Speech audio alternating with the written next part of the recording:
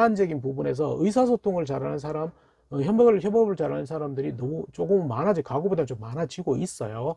많아지고 있다 보니까 차라리 일은 좀 못해도 일은 나중에 가르치거나 봉사활동이니까 이런 그 경험에 대한 소통 협업에 대해서 강조하는 것보다는 실제 본인이 클립에서 얘기했듯이 소통이란 부분이 굉장히 중요해질 거다. 왜냐하면 한 6년 정도 직무가 굉장히 강조가, 근데 이제 크게 트렌드가 많이 바뀌지는 않은 것 같다는 게 제 지거든요. 소통 잘하시는데 본인만의 특별한 방법이나. 안녕하십니까, 인사팀 직설의 윤호상 소장입니다.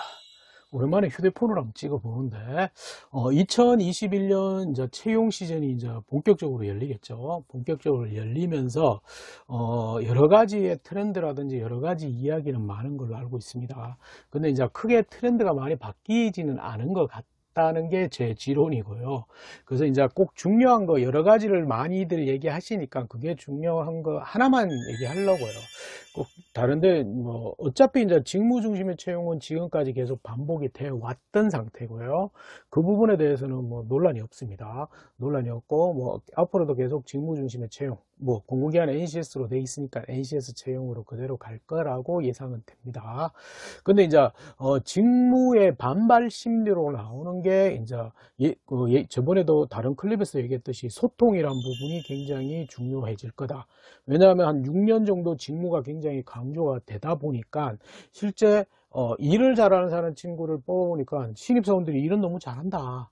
근데 계속 일을 잘하는 사람 뽑다 보니까 일만 잘한다, 이런 논리로 소통이 강해졌다고 많이 얘기했습니다. 그래서 엄밀해서 소통이나 협업을 굉장히 강조하는 트렌드가 한 단계로 진화가 된 상태였고요.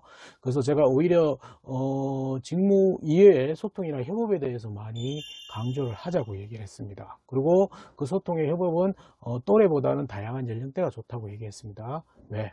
다시 한번 얘기 정리를 하면 그거는 왜냐하면 실제 인사팀이나 면접관들이 일만 잘하는 친구들이 너무 많기 때문에 스스로 일에 집중한, 입사 후에 일에 집중하다가 보니까 문제는 외부 고객은 소통이 되는데 업무 관련자라든지 협력업체 이런 분들하고 소통이 안 되다 보니까 차라리 일은 좀 못해도 일은 나중에 가르치면 된다. 그러니까 차라리 소통 협업가라는 친구를 뽑겠다. 그래서 소통의 협업의 기준은 그래도 또래는 많기 때문에 다양한 연령대다. 그래서 이걸 반증하는 듯이 3년 전에 이제 500대 기업의 인재상 조사를 했지만 소통 협업이 1위로 올라왔다고, 이거는 다른 클립에서 얘기를 해드렸습니다. 근데 이제 이 소통 협업에 대해서 계속 강조를 하다 보니까 이게 소통 협업이 이제 조금 지나치는 게 조금 있다는 겁니다, 문제가. 왜냐하면 요즘에는 대부분의 지원서라든지 자소서를 보면, 면접을 보면 대부분의 소통 협업을 잘한다, 본인의 의사소통을 굉장히 잘한다는 논리는 너무 많습니다. 너무 많아요. 그러다 보니 문제는 진짜 여기서 이제 조금 우리 구직자들이 실수하는 게, 이 소통과 협업의 이야기 속에서는 자기는 다양한 연령대와 같이 아르바이트를 했거나 봉사활동을 했거나 이런 그 경험에 대한 소통 협업에 대해서 강조하는 것보다는 실제 본인이 소통을 잘하기 위해서 구체적으로 어떻게 노력하고 행동하는지가 더 중요하거든요. 그래서 소통을 잘하기 위해서 실제 보면 의견차 있는 것을 저는 항상 메모를 해서 어떻게 했다든지, 저희 팀은 장점만 얘기를 하는 회의를 했다든지, 저희는 자꾸 얘기를 하니까 롤링페이퍼로 적어서 교환해서 했다든지, 뭐 이런 형태라든지가 노력행동이 굉장히 중심이 되었는데 이 노력행동에 대해서는 별로 없다는 거. 그래서 그 부분을 조금 생각을 해봐야 되는데, 근데 소통 굉장히 중요한 키워드는 키워드입니다. 그래서 소통에 대한 키워드가 굉장히 강조되는데 원래는 조금 더 강하게 가야 되지 않을까를 생각합니다. 그래서 여러 가지가 있겠지만 원래는 오히려 소통 협업이라는 키워드의 장점을 어필하는 친구들이 너무 많다. 그러면 소통 협업에 대해서 키워드를 하는데, 첫 번째는 조금 또래보다는 다양한 연령대, 아르바이트 봉사활동도 관계없어요. 하루 이틀 경험도 관계없으니까 그런 걸 좀 찾으시든지, 아니면 두 번째는 소통의 노력 행동 중심으로, 그래서 실제 그런 부분에서 어떤 방법론, 자신만의 방법론을 자꾸 면접에 가서 묻거든요. 소통 잘하시는데 본인만의 특별한 방법이나 비법이 있습니까? 이렇게도 질문을 자주 하기 때문에 본인의 노력이나 방법론 쪽으로 조금은 가보시는 것도 좋아요. 근데 이제 세 번째가 오늘 진짜 강조하고 싶은 건데, 이 소통 협업이 굉장히 강조되다 보니까 요즘 한 단계 더 갑니다. 실제 소통보다 더 강한 설득의 키워드를 굉장히 중요시 여깁니다. 그래서 예전과 다르게 자소서에 의사소통을 했던 팀워크를 발휘했던 경험을 적어라는 쪽에 자소서 질문이 굉장히 많았는데 요즘에는 그 약간 바뀌어 있습니다. 어떻게 했냐면 설득이라고 구체적으로 키워드를 넣지 않고, 이것도 왜냐하면 설득이라고 하니까 여러분들이 오해를, 설득이라서는 결국은 나와 의견 차이 있는 사람의 합의, 소통이, 어느 중간쯤에 합의하는 게 아니에요. 소통하는 것도 아니고, 이 설득이란 키워드는 뭐냐면, 다른 사람의 의견 차이가 있을 때, 내 쪽으로 의견을 내 쪽으로 끌고 온 게 설득입니다. 그래서 이 키워드를 설득이란 키워드로 그냥 단순히 물으니까 여러분이 그걸 답변을 못하기 때문에 아예 자소서 풀어져 있습니다. 다른 사람과 의견 차이를 있을 때 의견 차이를 설득한 경험이 있으면 이런 식으로 설명해 놨다는 거. 그래서 올해는 조금 더 강한, 왜? 원래는 취업 환경 자체가 작년보다는 나아진다고 하지만 조금 아직까지 불안한 게 코로나 때문에 신규 채용 자체가 제한적일 수밖에 없는 구조입니다.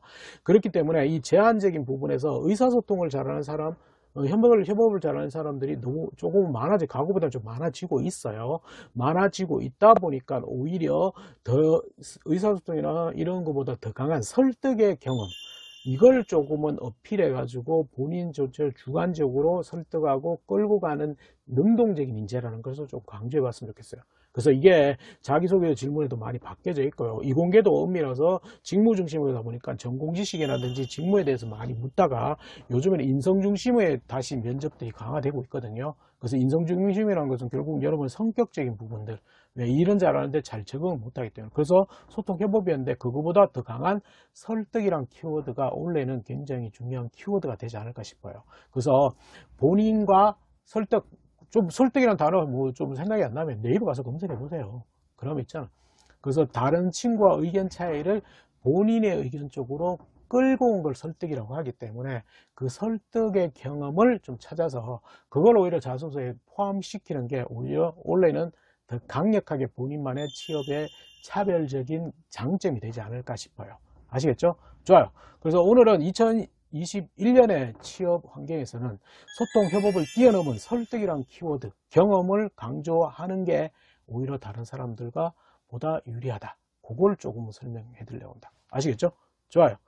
다음의 키워드는 또 다른 걸로 한번 얘기를 해 드리겠습니다. 설득의 키워드, 설득의 뜻은 모르면 네이버 가서 검색해 봅시다.